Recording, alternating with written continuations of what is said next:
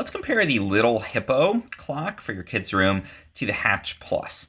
Both of these are clocks that you can use to wake your kid up at a particular time in the morning with a colorful light. There's a light ring around the outside here. You can have the clock face here on the Little Hippo.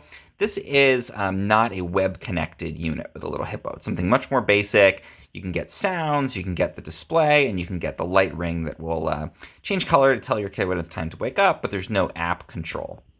The Hatch Rest Plus, on the other hand, a little bit more complicated. It does have the same type of light, but it's a little bit bigger on there, and you can set the same types of things with sounds and timers to wake your kid up at a particular time. The difference, though, is that you can control those from your phone, and that's really nice to be able to customize the exact program that you want on there.